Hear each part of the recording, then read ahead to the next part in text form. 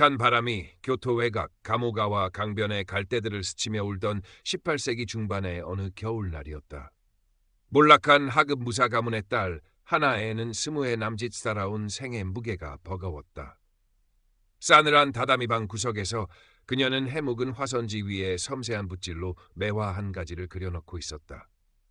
병든 어머니 유키의 밭은 기침 소리와 어린 남동생의 칭얼거림이 유일한 온기인 듯했다. 하나의 붓끝에서 피어나는 매화는 엄동설한 속에서도 굴하지 않는 고고한 기품을 지녔으나 정작 그림을 그리는 그녀의 삶은 혹독한 겨울과 같았다. 아버지 사후 급격히 기운 가세는 그림 몇 점 판 돈으로는 어림도 없었다. 굶주림보다 더 무서운 것은 희망이 사그라드는 소리였다. 하나의 또 그림이냐. 방문 앞에서 들려온 날카로운 목소리에 하나의 어깨가 움츠러들었다. 고리대금업자 다나카 다인이었다. 신줄에 접어든 사내는 마른 체구에 날카로운 눈매, 굳게 담은 입술로 냉혹함을 온몸으로 발산했다.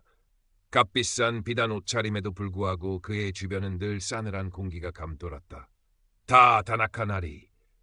빌려간 돈이 벌써 3달치나 밀렸더구나. 이 집 기둥이라도 뽑아가야 정신을 차리겠느냐.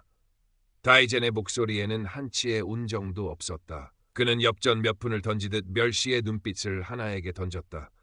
하나에는 차마 고개를 들지 못했다. 어머니의 약값과 동생의 끼니를 위해 빌린 돈이었다. 그림이 팔리지 않으면 당장 길바닥에나 앉을 판이었다. 송구하옵니다. 조금만 더 시간을 주시면. 시간?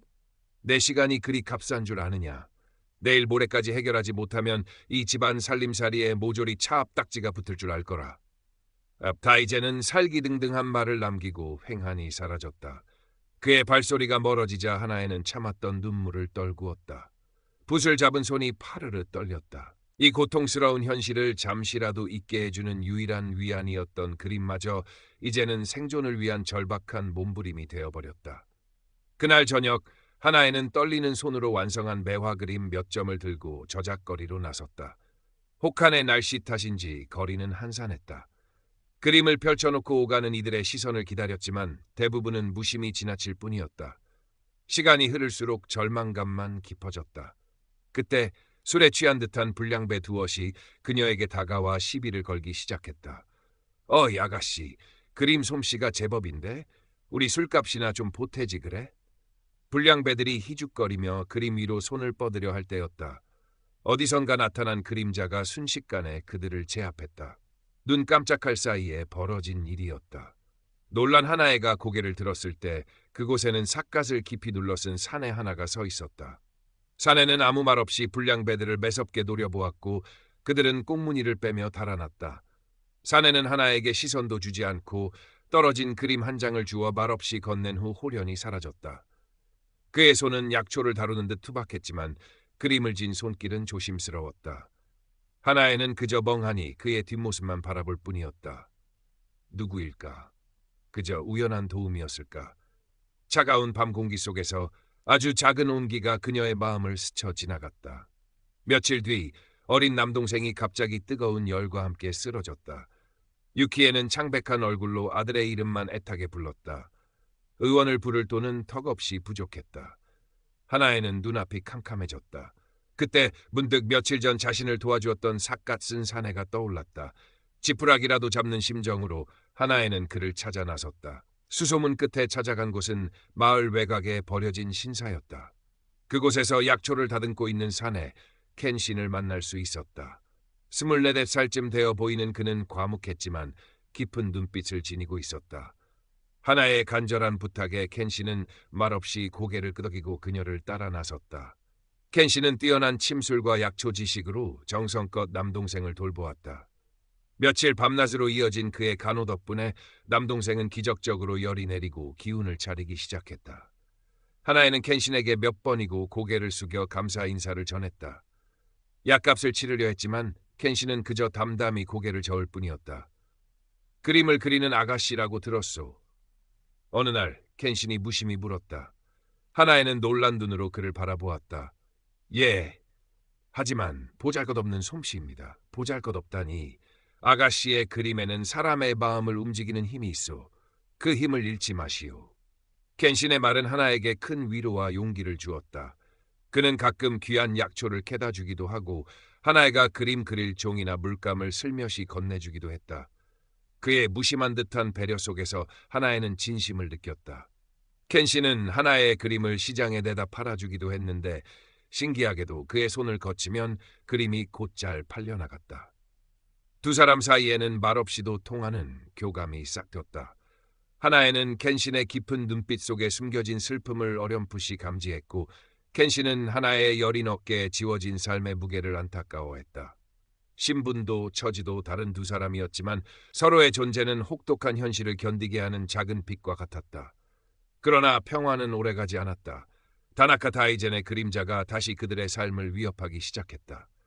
그는 하나의 그림 솜씨가 제법이라는 소문을 듣고는 새로운 계략을 꾸몄다. 내 그림 솜씨가 아깝구나. 내 너에게 큰 기회를 주겠다. 내 저택을 장식할 병풍 그림을 그리거라. 성공하면 내 빚은 물론 앞으로의 생활도 걱정 없게 해주마. 다이젠의 제안은 달콤했지만 그의 눈빛은 음흉한 속셈을 감추지 못했다. 하나에는 그의 제안이 터침을 직감했다. 병풍 그림을 그리는 동안 자신을 첩으로 삼으려는 수작일지도 몰랐다. 거절하면 당장 빚 독촉에 시달릴 것이고 받아들이면 더 큰 위험에 빠질 수 있었다. 진퇴양난이었다. 하나에는 켄신에게 이 사실을 털어놓았다. 켄신은 말없이 하나의 이야기를 들으며 주먹을 불끈 쥐었다. 그의 눈빛이 순간 싸늘하게 빛났다. 아가씨, 그 제안을 받아들이시오. 네, 하지만 내가 있소. 아가씨는 그림에만 전념하시오. 나머지는 내가 알아서 하겠소.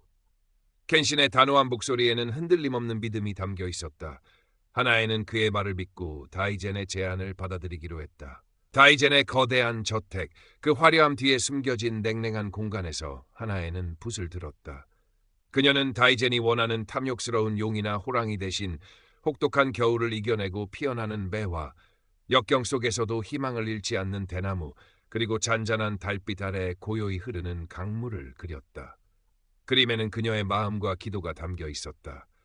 켄신은 그림 그리는 하나의 곁을 묵묵히 지켰다. 때로는 다이젠의 수하들이 하나에게 무례하게 굴려할 때면 어디선가 나타나 그들을 제지했다. 그의 몸놀림은 단순한 약초꾼의 것이 아니었다. 날카로운 검을 다루던 무사의 흔적이 언뜻 비쳤다. 하나에는 그에게 숨겨진 과거가 있음을 짐작했지만 묻지 않았다. 그저 그의 존재만으로도 큰 힘이 되었다. 시간이 흘러 하나의 그림은 교토의 작은 그림 대회에서 입상하는 영광을 안았다. 비록 작은 상이었지만 그녀에게는 큰 의미였다. 그녀의 이름과 그림이 조금씩 알려지기 시작했다. 하지만 다이젠은 여전히 그녀를 자신의 소나귀에서 놓아주려 하지 않았다. 그는 하나의 성공을 질투했고 어떻게든 그녀를 굴복시키려 했다. 그러던 어느 가을날 교토에 큰 역병이 돌기 시작했다. 수많은 사람들이 속수무책으로 쓰러져갔고 거리는 죽음의 공포로 뒤덮였다. 다나카 다이젠 역시 역병을 피하지 못했다. 그의 막대한 재산도 서슬퍼런 권세도 역병 앞에서는 무력했다. 평소 그의 악행에 치를 떨던 하인들은 뿔뿔이 흩어졌고 텅 빈 저택에는 신음하는 다이젠만이 홀로 남겨졌다. 죽음의 그림자가 그의 목을 조여왔다. 하나에는 다이젠이 위독하다는 소식을 들었다. 과거 자신과 가족을 그토록 괴롭혔던 그였지만 죽어가는 생명 앞에서 그녀는 차마 외면할 수 없었다. 인간적인 연민이 그녀의 마음을 움직였다. 하나에는 켄신에게 달려가 다이젠을 치료해달라고 간청했다. 켄신은 복잡한 표정으로 하나에를 바라보았다.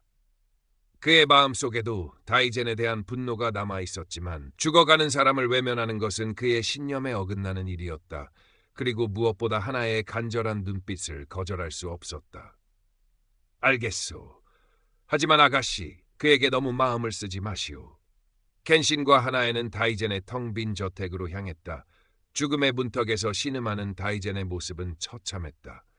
켄신은 밤낮으로 그를 간호했고 하나에는 헌신적으로 그를 도왔다. 치료 과정에서 그들은 우연히 다이젠의 낡은 일기장을 발견했다.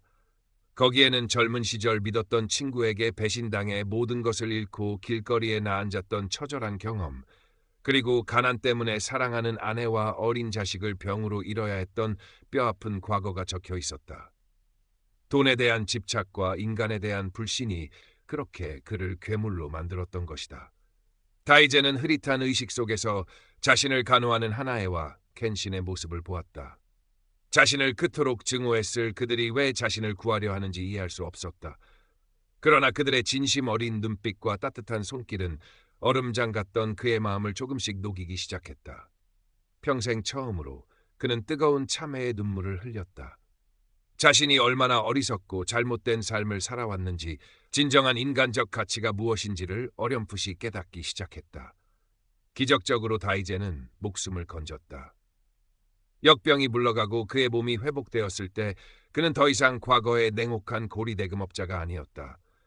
하나에와 켄신 앞에 무릎을 꿇고 진심으로 용서를 구했다. 그리고 자신의 전 재산을 정리하여 하나의 가족의 빚을 모두 탕감해주고 남은 재산의 상당 부분을 그들의 안정적인 생활과 하나의 그림 활동을 위해 내놓았다. 내 평생 돈만을 줬다지만 결국 내 손에 남은 것은 아무것도 없었소. 당신들이야말로 내게 진정한 부가 무엇인지 가르쳐 주었소. 부디 이 속죄의 마음을 받아주시오. 다이젠의 변화는 놀라웠다. 그는 남은 생을 불우한 이웃을 돕고 재능 있는 젊은 예술가들을 후원하는 데 바치기로 결심했다. 그의 얼굴에서는 과거의 냉혹함 대신 온화한 미소가 피어났다. 하나에는 다이젠의 후원과 자신의 끊임없는 노력으로 마침내 교토에서 실력 있는 화가로 인정받게 되었다.